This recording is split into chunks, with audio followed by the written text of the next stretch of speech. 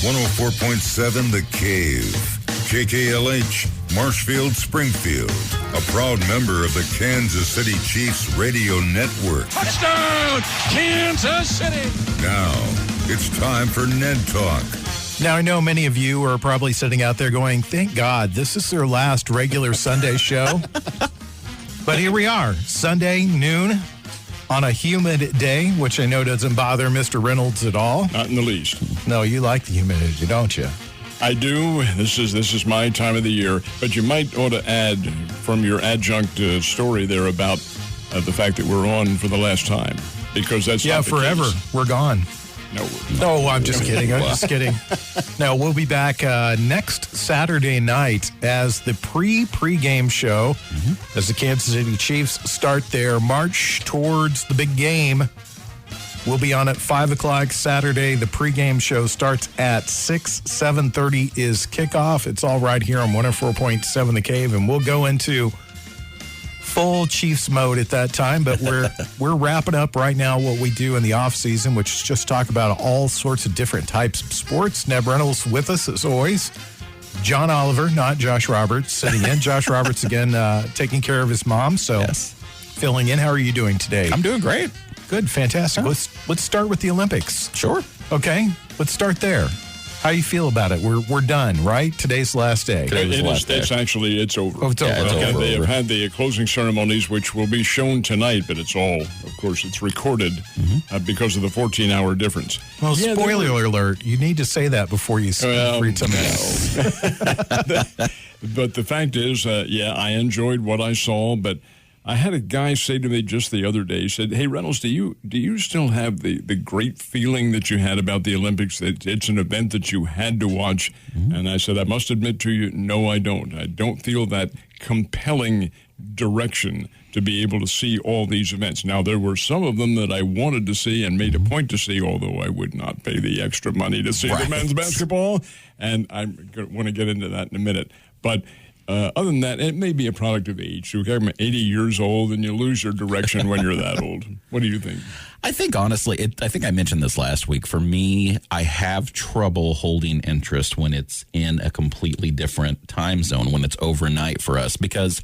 And this is the problem, and it's not a knock on sports reporting by any means, because you have to do this and there's no way to keep it spoiler-free.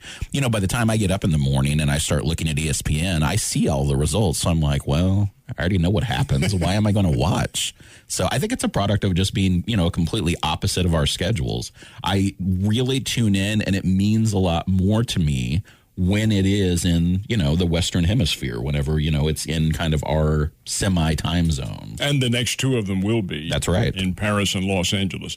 I did want to get into the basketball one because this is, I think, an edict from NBC, but I'm out of the loop, so I don't know that for sure. But with men's basketball this year, they charge an extra fee. That's right. They put the games on Peacock, which is an NBC affiliate network, and owned network, but they made you pay an extra, I don't know how much it was, $5, $6, $7, whatever, to see the men's games in the Olympics.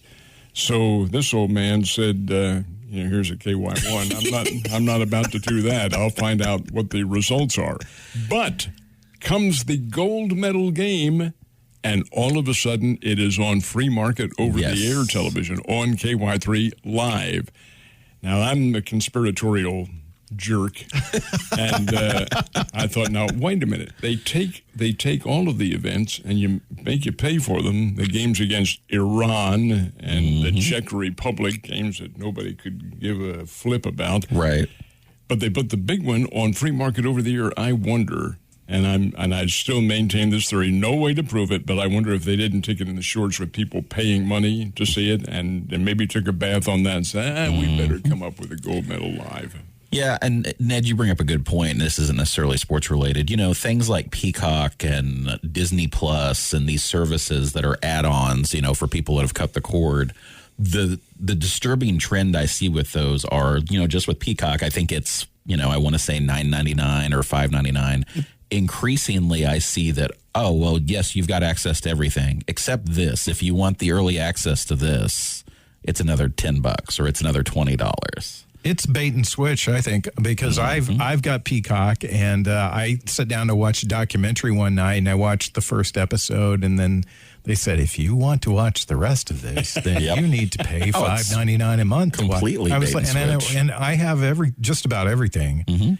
What did you say when you saw that? I said, well, I can't say on the air what I said. So I was unhappy because it was an interesting documentary, and then I wanted to watch the rest of it, but I have Netflix, I have Hulu, I have Amazon, I've got a bunch of other stuff too, a lot of other free stuff too, and then I'm not a cord cutter, so I Paramount, and I just think to myself, where do I draw the line at? Right. And it'd be nice if somebody packaged all these together, but that's not going to happen in the immediate future, because they all have their own horse in the race. So it's disappointing to me that you couldn't watch our national team play for free. Correct. And in a sense, it wasn't for free because it was on the Peacock, and you're paying extra to get that. Yes. I do. But then to pay extra on the extra that you're already paying? Hey, come on, gang. You do draw a limit. And this being a free enterprise society, you can't deny somebody for doing that. You're exercising your right as a merchandiser to get the more money that you can from it. But when the demand ceases, sayonara, you're out of there. I look at this like the old con job, as I always like to call it. So, hamburgers for $1, hamburgers for $1. Oh, I ate 5 of these. Now I need a napkin. Napkins, $10. Or the one, there was a cartoon that I saw many years ago. There was a gas station. It's out in the desert somewhere. Last chance to get $10 gas or something like that. Guy says, oh, thank God. What is it up the street? Oh, it's $5 up the street. See, it's a little ploy that it is. What were you most interested in besides the men's basketball that you watched? I think probably the athletic, that's what they call the track and field, the athletics. I did want to see how the U.S. sprinters, who are really magnificent athletes, I wanted to see how they made out, and then I did want to see USA baseball. I did have an interest in that because it's not in every Olympics, and it will not be in the next Olympiad in Paris. It will be in Los Angeles when they go there in 2028. But the next one, which is only 3 years away, we will not have baseball. I want to see how the team, and quite obviously this is not the best team that we can put there. Major League Baseball a couple of years ago came up with a rule that said, okay, we're going to allow players on the 40-man roster to play in the Olympics. Gives them good experience and gives them maybe a couple weeks of some pretty good competition against international teams. We will allow that. Then along came our little friend, and I use that term advisedly, COVID-19, and Major League Baseball said, we're rescinding that. If you're not on the roster, you ain't playing. So as a result, we had, Brandon Dixon, who played down here with the Springfield Cardinals, and we had Todd Frazier, who the Pirates released back in May. And that's not knocking them. They're good players. No. Oh, sure. No. I especially love the story of Eddie Alvarez of the Miami Marlins. Here's a guy who is a 2 Olympic medal winner, the Winter Olympics and the Summer Olympics, and to have him in there. And these are good ball players, but they are not great players. No. And as a result, I think it gives a bad, no, I don't want to say bad, that's not right, but it gives a lesser impression of how good the Major League Baseball is in this country with just American domestic players. It is. Now, the argument to that is, well, Japan didn't have Shohei Ohtani playing. No, they couldn't because he's on an MLB roster, and the owners won't allow that. There has to be some kind of an agreement that comes along that does allow our best players to compete. But then again, how are you going to do it? In season. Yeah. In season, yes. Shutting down the season for 2 weeks. They do that in hockey. Yes, but they've done that with hockey. I don't see it working in Major League Baseball, though. Too many games. Yep. And too much money on the table with these guys getting possibly hurt while they're playing in another Same country. thing with hockey, but of course it isn't anywhere near the number of games. Half Right. half the number. Well, and also, too, the money's not the same. Right. It's not the same amount of money that you talk about with Major League players. I mean, you can't imagine sending a guy like Bryce Harper over there who's making $300 million and then although something he happens wants to play. I know. Oh, well, I can imagine. I can imagine all those guys want to play. You're listening to Ned Talk on 104.7 The Cave, your local live sports show. Again, next week will be, well, actually this week will be on Saturday at 5 o'clock, the pregame show before the Chiefs preseason opener against the San Francisco 49ers.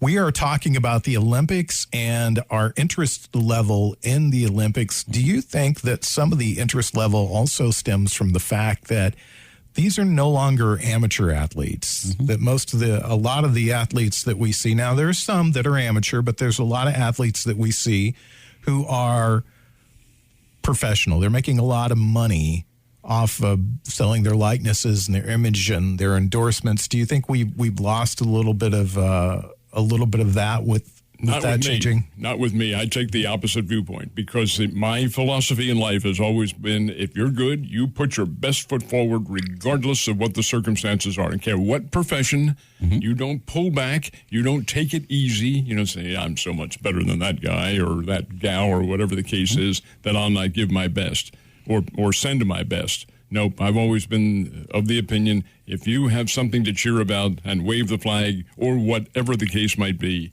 then you do it. No, I like seeing the professional athletes in there. They are the pros. They're at the top of their game. It may not be the best of the pros, as in the case with the basketball team, although they're pretty good. But the fact of the matter remains, no, I like to see the best competition regardless. What about you, John? I like seeing the pro players, and I think that comes from a spot of national pride. So I was ecstatic when the Dream Team was put together, back in, I believe it was 88, No, it was 92. 92, there you go. Thanks, Ned. Yeah. So, I like that aspect of it. I think what you're going to continue to see is, if anybody thinks, again, not to shake everyone's faith in humanity, but if you think that owners of these pro teams aren't going to LeBron James and the Chris Pauls and saying, hey, look, we really, really would prefer if you just didn't do the Olympics. You probably need some rest, right? I mean, it's an investment, and I'm not knocking the owners for this necessarily because they're protecting their investment. So, whereas in 92, it was such a huge boon of national pride. At this point, I think most of the higher caliber athletes, and this will happen in baseball too, if they do allow pros to play, the Phillies owners are going to say, hey, Bryce, you kind of been off and on hurt the last few years anyway. Do you really think this is the best idea?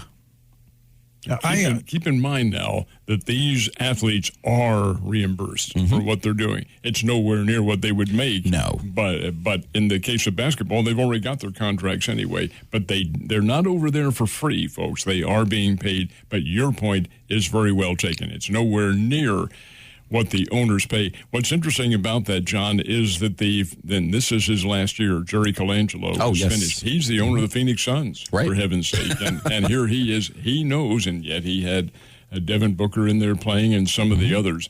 The fact of the matter remains that is a considerable factor with anything that you do. I take the opposite stance from you guys. I would prefer to see our best young college athletes participating in basketball. I would love to see our best young college athletes participating in baseball. I think back to the Miracle on Ice. Oh, yeah. And I think about that those guys, nobody knew their names before they took the ice. And until they beat the Russian team, nobody knew their names. Nobody knew Mike Eruzione. Nobody knew those guys. And so the loss of the amateur athlete, to me, I think is something different, and we're going to lose it, period. The amateur athlete's going to go away. Right. The only time you're going to probably see an amateur athlete is if you attend a high school event. And if you're going to see some of those club teams or some of those specialty schools that prepare, the Dr. Pepper School or whatever it's called in Florida, that prepare people for professional athletes. IMG. So it loses a lot for me. That's just my opinion on it. That's how I feel about it. Well, you answered your own charge right there, because there is no such thing anymore. It is it's a sham. Everybody high school athletes aren't. The NBA team that was there, if they didn't have the one and done, those guys are still in college, other than Kevin Durant and some of those people. And heck, you saw really what our best young athletes are, because they have gone pro, and they have come from, not in this case, they're all NBA players, but they don't have to be. They could be from some of the developmental leagues that are around. They could have played in the thing, but you choose the individuals who have made the striving effort to be up there at the top. And these guys, well, Jason Tatum is one. Devin Booker is one. Yes. Booker was a one and done at Kentucky. He's out there playing. Now Durant is not. He's right. But some of the others, I don't know about Damian Lillard. I don't. He's older, so he'd be a lot of college at this point. But some of those others, they do represent what you were talking about, but they are getting paid. Oh yeah, they're getting paid a lot of money. Well, I too look at it in the sense of I like the Dream Team. I mean, it was great to see those guys play together. But when it was formed, it was just, you got this sense of, gosh, basketball is our game and we're losing all the time and we're just frankly sick of it. So can we bend the rules a little bit here? Exactly because, what it is. I mean, in places like the Soviet Union, when it existed, those guys were getting paid to play for that national team. But that's all that they did, was really play for that national team. No. They have several leagues in what was then the Soviet Union, so they had their own professional organization. It wasn't the NBA, certainly, but they had their own. Well, come on, it's not the level of the NBA. Oh, so heavens no. No, so I mean, it was just a little bit like, hey, can we do this because we're tired of losing in our own sport? And but I will say this about baseball. Even if you put our best national team out there, I don't know they would have beat Japan. Japan has a really good baseball team. Baseball? Yeah. Japan's really good. They win a lot of the world competitions. They typically, there's a series that usually happens after the season's over where not our very best baseball players go, but some of our best baseball players go, and they play Japanese teams, and the Japanese typically win those. And when they do the World Cup, which I don't know if they're going to continue to do that World Cup. It's on the schedule. It's on the schedule, which last year I liked, the last time they did it, and it may be because the American team won, but the Japanese team and the Cuban team are typically two of the best teams. And Dominican Republic.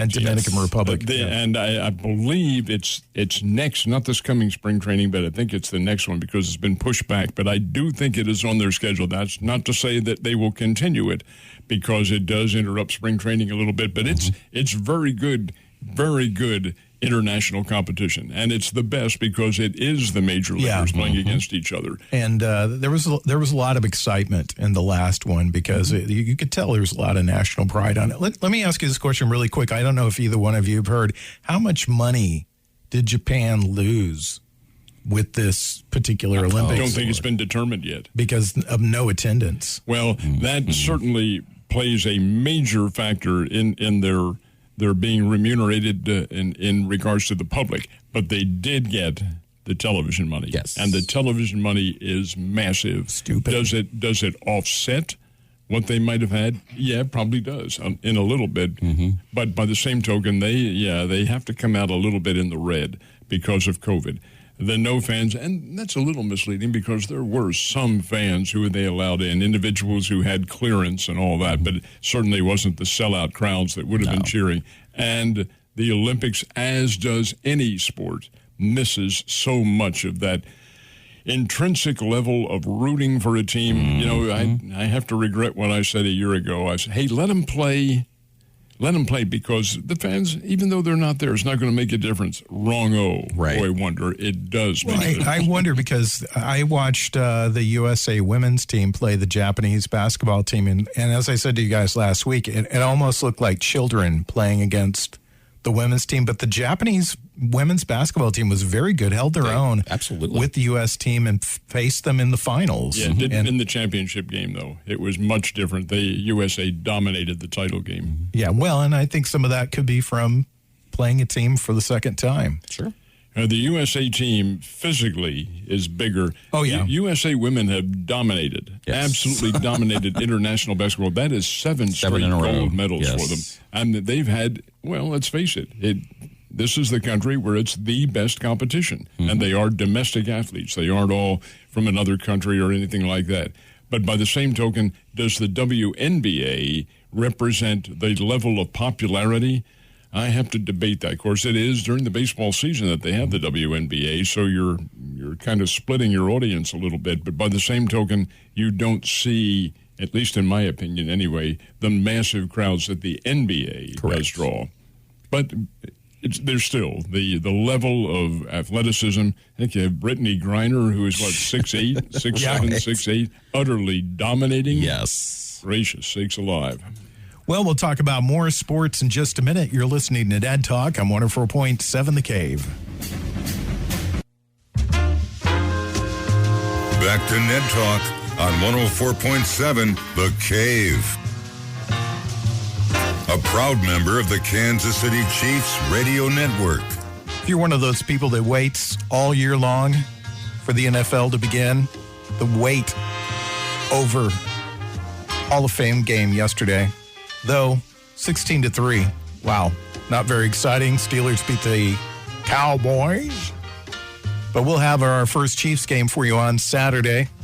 We're still talking about the Olympics, and Ned wanted to talk a little bit about media coverage. Whenever I hear the word media, my flesh just starts to crawl because I'm afraid we're going to get into one of those conversations. But here we are. We're talking about it. So what's on your mind, Mr. Reynolds? Well, put a cage around your crawling skin because now keep in mind the media coverage was limited because of COVID-19 and because of the fact that Japan had declared an emergency. So as a result, I think the media contingent there at the Olympics was greatly reduced from what it should be. But I did take exception to the negative aspect that, at least in the stories that I read, they focused on things that really weren't involved in the winning of gold medals. Yeah, hey, the U.S. has X number of gold medals on it, but thus and such was a dismal failure.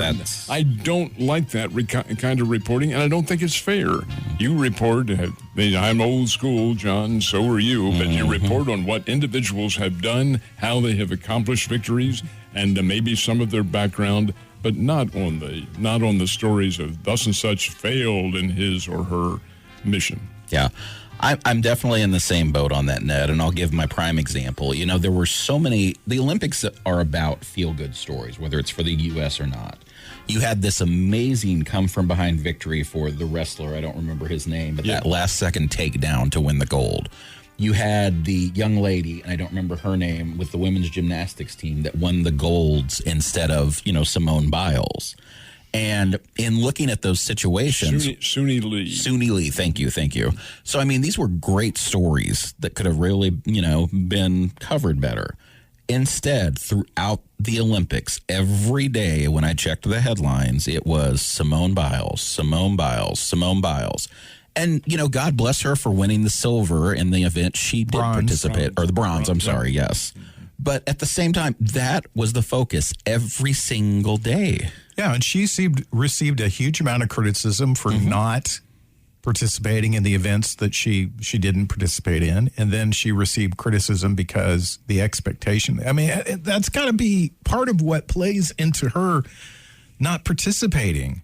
Joe, that's exactly what we talked about last week. Look at that. Look, her mental health.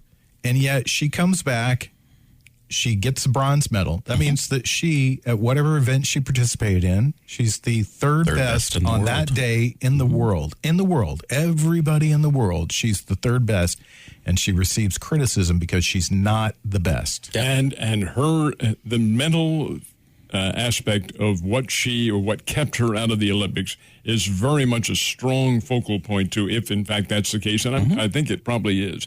In gymnastics, it is such a finite skill that requires so much physical concentration. She may have had that altered by the media coverage and so forth and so on. I don't blame her for what she did. And I don't criticize her, but I am going to blame somebody now. Here, guys, I want you to think back to this. The USA men's basketball, loses their first game. The very first game they play, it's against France. But it's pool play, and you can come back in pool play, which the USA did. They lose to France. The next day, I want you also, the subplot to this is I am not a big fan of Greg Popovich as a person. Sure. As a coach, yeah, he's an outstanding coach. Boy, this writer, Dan Wolkin, and I don't know him at all, boy, he had the blistering criticism on Popovich, the most vile level of reporting I think I've ever seen without going into all that language. But he said this is the worst choice they could have ever made to coach the team. The man has no control. He doesn't know how to coach players like this. Blah, on and on, paragraph after paragraph. They lost one game. Come on. So when it came down, the USA wins the gold medal. Did you see a retraction? No. Not in the least. If you see a retraction, it's in small print. And my question about that is, Ned, remind me, how long did Popovich have those guys complete to prepare them? They arrived, I think, on July the 6th, and their first game was July the 10th in Las Vegas. And how long do you think most of the other international teams prepared for this? July the 6th, 1848 was when they've been together look at the Australian team. Exactly. The Boomers. They've been together for at least 13 or 14 years and play together. Now, they go off and play other levels of basketball, but they get on the team level of things, they were there. That may have been their last hurrah for a while, too, but they did win the bronze. But the fact is that, well, how about Slovenia? Look, that's the former Yugoslavia. It's now Slovenia, and they get Doncic in there and several others who all very, very good players. But they flame out. That's the first time they have been there. Went through the entire thing undefeated, get to the knockout round, the semifinals, I think, and they lose. No, they went to the bronze medal game. Bronze, yes. They got the bronze medal. Australia beat them in the bronze. But the Slovenian team, very good players and all that. But the USA team, so much expectations, and the fact that Popovich is not a popular figure with the media as a San Antonio Spurs coach, and it results in this kind of diatribe, I object strenuously to that. Well, there's two types of journalism. There's, first of all, there's news journalism, which is supposed to deal strictly in facts. Yes. And then there's the editorialization of news, which is opinion. Yes. But the opines are on an op-ed page. They are or an op-ed section. And I agree with that completely. But the fact is that Americans are what we consume, what we want now is apparently opinion. Not this old man. No, I want to read fact, and if I want to read an opinion about something, and then I think that's part of the problem that's happened with media. And I hate that word. I hate the term.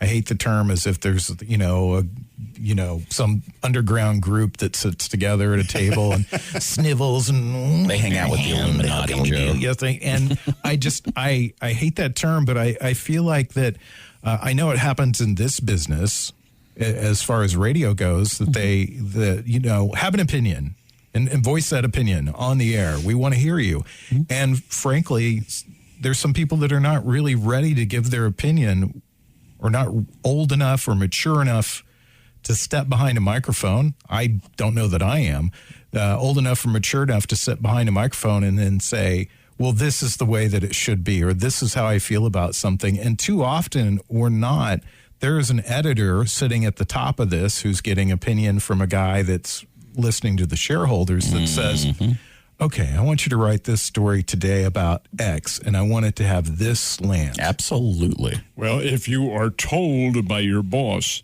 then you really have no option. You have to do that. But there's where I draw the line, because, sure, opinions are part of it as long as it's in the proper section of the journal or of the newscast that you're listening to, and as long as the reporter says, in my opinion, this is this, and so forth and so on. But when it comes out as part of a factual representation, that is so wrong. Well, and the story that I was talking about was right there at the top of and there was nothing opinion about it. It was the headline. Popovich shouldn't be coaching. Let's stop and talk about the Four-Letter Network for a minute. Sure. And part of the way that they have changed their broadcast day is around sports radio. And sports radio in whatever market, we fortunately, I think, live in a market where we've got the Cardinals, we've got the Chiefs, but we're not in that market. We don't have, I'm not saying the fans here aren't rabid, but if you're in a market like New York, you're in a market like Chicago or Los Angeles or some of the other big major markets, they want a guy like Mike Francesa who sits there and goes, Aaron Boone needs to be fired. They need to fire Aaron Boone because they're having a stinking season. They can't hit. It's Aaron Boone's fault. And the rabid fans are out there going, yeah, that's what I want. And the same thing as St. Louis. Mike Schulte needs to go. Let's get rid of Mike Schulte. He's the problem with the Cardinals, blah, blah, blah, whether you agree with it or disagree with it. And the rabid fans eat that up. Sure. And that has translated into every form of media that there is, Yes, whether it's talk radio, whether it's a sports show, whether it's ESPN, whether it's just the nightly news. And Joe, you are not wrong with that perception, but here's my take on that. I am from the East. I was raised there. I know the tack that they take, and you're absolutely right. They try to raise hell with everything that goes on because that's where the listeners come from. But to assume that everybody out here in conservative Ozarks is going to follow through and likes that sort of thing, I do disagree. We've had individuals who have come in my old place of establishment and tried to use that four-letter network technique, and it has failed miserably, as it should. Yeah. In Rome, you do as the Romans. Exactly. And I agree with you wholeheartedly. I don't think it works here. I don't think it works in Springfield, Missouri for us to get on the radio and say, Andy Reid needs to be fired. The Chiefs lost a game. Blah, blah, blah, blah. You know, the perfect example of this is the guy that everybody in this room despises, and that's Colin Cowherd. Oh, my gosh. Colin Cowherd will sit and scream his brain out on Monday about one thing. And then on Tuesday, he will sit and scream his brain out about the exact opposite thing. And those are there's no forgiveness in between. There's a line that I always like to quote to my son, and that is wise man proportions his belief to the amount of evidence he has, and that consistency is the hobgoblin of little minds. Yep. Those are two phrases that I use to him all the time. And it's okay to change your mind about something, but I think you need to have that caveat in there where you stop and you go, yesterday I thought this, I read more, somebody talked to me about it. I talked to John about this yesterday. John and I talked, and John brought up some good points, and I see things differently today. Exactly. There's nothing wrong with that. I don't think there's anything wrong with that, but you don't get that when you listen to sports talk radio. You brought up one of the exact examples. Colin Cowherd, to me, and this is just my opinion, is everything that's wrong with sports media at this time. Stephen A. Smith is everything that's wrong with sports media at this time. Stephen A. Smith, you look at a gentleman who often, he's in a minority and he speaks very loudly about the injustices to a minority. Then he goes and insults Hispanic and Japanese athletes and feels he doesn't have to apologize. The counter example I'll give to this is journalists can change, and love him or hate him, look at Jim Rome. Jim Rome went from Chrissy Everett, call me Chrissy again one more time, come across the table, Jim Rome, to a very skilled interviewer who has an even keel show, does not change his opinions week to week, and is what I consider to be a very good sports talk host at this stage. It can be done. And I don't mind people having an opinion. I mind when you roll with the tides just for ratings to try to be controversial each week. If you say Derek Jeter's terrible one week, you cannot come back and argue, well, Derek Jeter should be a unanimous Hall of Famer the next week.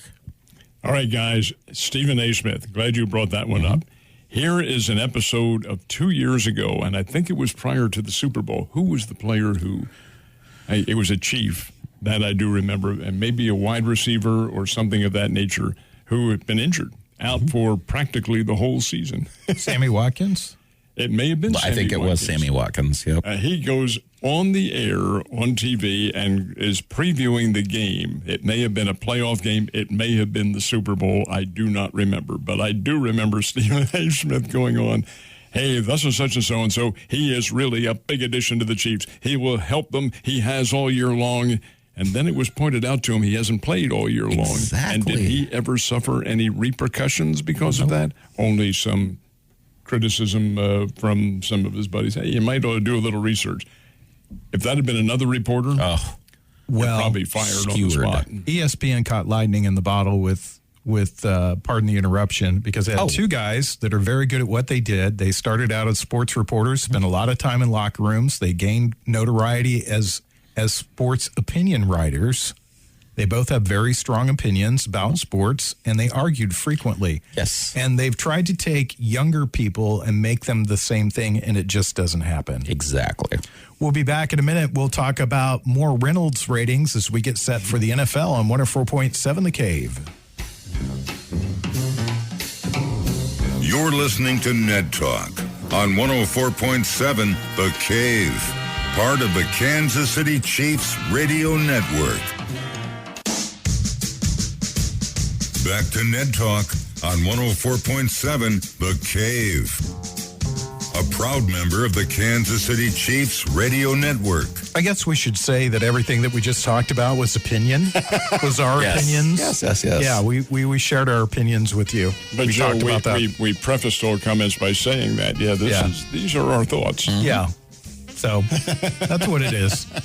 Let's talk about football. The first game, the Hall of Fame game, was yesterday. Steelers and the Cowboys, an exciting 16-3 score. Meh. Yeah. Did you watch any of it? No. This is going to probably not go over well with a lot of people, but preseason football, I might watch the first quarter. I'm not going to watch anything past the first quarter. I'm sorry. Yeah. I didn't see any of it either. I was riveted to the Cardinals Braves walkathon and things that were going on there. But I will say that before retiring for the night, I turned over to one of the sports four-letter network stations that they have, and I saw the little tagline about the veterans who had played, like NONE, none, zero, like nobody competed. So you didn't miss anything at all. And probably in this first week, you won't see a whole lot of, maybe a quarter at the very most. That's the way it has been. And I'm wondering where in a 3-game preseason you are going to get the full test. You may not. What I wonder. I think it's going to be pretty interesting. That being said, we would love for you to listen Saturday. Yes. If anything, just listen to Mitch Holtis. Oh, Talk absolutely. about the game, get you in the know on the season, because you might hear some names in these preseason games that'll come up later on in the season. Might be somebody that you need to know as the season progresses, because football's a war of attrition over the years, and how healthy you are. We saw that with the Super Bowl last year. Very healthy Tampa Bay team and a not so healthy Kansas City Chiefs team. I think person for person, the best team was the Chiefs, if healthy, but they weren't. So Bring up a good point, Joe. And another fact that you've got to understand is we are, in all honesty, relatively isolated down here. The sports public gets a full dose of St. Louis Cardinals media and a full dose of Kansas City Chiefs media. Do you get a good level of reporting from some of the other camps? No, the answer is we don't. The media is different down here. The newspapers are. The electronic media is as well. I'm of the opinion that we are receiving, and this is not a knock at the Chiefs at all, please. I think they have the best team in the NFL. I do agree. But you're receiving all the good news about Kansas City. You do not hear how, hey, the other teams, folks, are not just sitting on their behinds and saying, hey, let's give it to Kansas City. It doesn't work that way. Hey, all are getting better, too. I like to look back into I like to call it my historical pendulum. And back in the early 2000s, you might remember the St. Louis Rams won their first Super Bowl, played the next year in the Super Bowl, and fell to the New England Patriots and never made it back. That's right. I'm not predicting that's going to happen to the Chiefs. I'm not predicting that at all. But, hey, don't be surprised if the level, the consistency of the team playing doesn't maybe level off because everybody else is getting better too. That's exactly right. Well, you see that a lot. I always felt that way about baseball. You saw that a team would look at the teams, all the other teams in the league would look at what the team did that won the Super Bowl or the World Series or the NBA championship. What did they do? What did they have? What do they have that we don't have? Let's go get that. And you see some teams more successful at being able to pull that talent to them than other teams are able to do. But I look at the Chiefs' schedule this season, and frankly, I'm scared. They're playing as one of the best things the NFL does to create parity in the league is they give the team that won the championship the toughest schedule going into next season, unless that team's named New England. Right. Or maybe in this case, Tampa Bay. But the Chiefs have a very, very tough schedule. I mean, it starts right out of the box. They play two playoff teams, two very good playoff teams. So I don't think anybody would have been surprised in the playoffs had the Browns beat the Chiefs. Not in the least. Or if Baltimore beat the Chiefs. I'm going to go back into history, guys. Now, this is way, way, way back into history. I do understand that. But I remember the year in 1960 that the Philadelphia Eagles were expected to win the NFL championship. The best team had Norm Van Brocklin, Tommy McDonald, great players, and they had really come on the year before. The media was going wild. Philadelphia, make your plans for the NFL championship. First game. Opening game, Franklin Field, Philadelphia. Here come the Cleveland Browns in Paul Brown, Jimmy Brown, and all the little brownies. They were there to be the first victim of Philadelphia. First victim, my behind. They beat the Eagles 42-24. Yep. And the writers, oh, God, the sky has fallen. Well, nothing's changed. That's right. No, that hasn't. But Philadelphia did go on to win the championship. My point is this. Who did the Chiefs open with? The Cleveland Browns. That's right. Now, it's not the same Browns organization, obviously. That's in Baltimore now. Mm-hmm. But it is a team that is very capable. Yes. Baker Mayfield is a fine quarterback. I think the Chiefs are going to get after him on defense and give him an awfully tough time. But this is pro football, and you have professional athletes out there. I think... sorry. I was going to say, I think one of the best things that could happen for the Chiefs this season is to lose a game early. I'm a firm believer, and I said this to all my players when I coached, Joe, and I firmly believe this. You don't learn from your wins. You learn from your losses. Championship teams need a loss to see, okay, we identified what weakness can be exploited. When you told me about the Chiefs' schedule, that Browns game is going to be tough. They've got Odell Beckham Jr. back. Myles Garrett is the best defensive player in the NFL, in my opinion. Something that we talked about last week when we talked about the schedule, I was waiting for it. I was like, oh, okay, good. You're going through the list. The Chiefs don't play the Bengals. The Chiefs don't play the Bengals. Well, look at week 17, which could be a very pivotal game depending on how the season goes. And there's that trap game, I think, is there with Joe Burrow coming back, something to prove. I don't like that matchup at all. I'll just be honest. And I could be wrong. Obviously, we're wrong 50% of the time in this business. But that one gives me pause. The whole thing does. Yeah. Yeah, they catch a little break. They start out against the Browns and the Ravens. Mm-hmm. Chargers, they're always a sexy pick, but I don't think that they're still at the Chiefs level at all. Philadelphia, I would say not at the Chiefs level. And then they play the Bills. Oh, I beg your pardon. But again, they play Washington. Yeah. Except for Washington, you're talking about teams that have hungry young quarterbacks. Yeah, Justin Herbert, Jalen Hurts. Those are trap games to me because those guys, all they want to do is, if I can beat the Chiefs, that puts me on the map. That shows that I can do something. Away from home. Exactly. There's one of the really big key. I don't care what you say, that home field, while it probably is not as significant as it is in basketball, it still gives you an advantage. And any of those guys want to put their name up against Patrick Mahomes. I beat Patrick Mahomes because he's the guy. He's the guy right now. We'll be back to wrap up the show, tell you what we're going to watch on TV the rest of the afternoon. Back to Ned Talk on 104.7 The Cave. A proud member of the Kansas City Chiefs Radio Network. One more time, let's get you caught up to date on what's happening. Ned Talk moves from its regular Sunday location for the next, 3 weeks. We'll be on before the pregame show. Our first one is Saturday as the Chiefs take on the 49ers. We'll be on the air at 5. The pregame show with Art Haynes and Mitch Holtis starts at 5. Kickoff is at 7:30. That game is in San Francisco or somewhere around there. Actually, Levi Stadium's in San Jose, I think, or Santa Clara. Yeah. Teams aren't from where they're from anymore. Let's see. Arizona Cardinals will be the second game, and the pregame show for that starts at 6, so we'll be on the air at 5, and that's on a Friday. And then the next Friday, we're on the air as the Chiefs take on the Minnesota Vikings, and that is a home game. We'll be on the air at 5, pregame 6. Real quickly, Kirk Cousins, biggest bonehead in sports right now, or what? What do you guys think? I'm going to put him up there.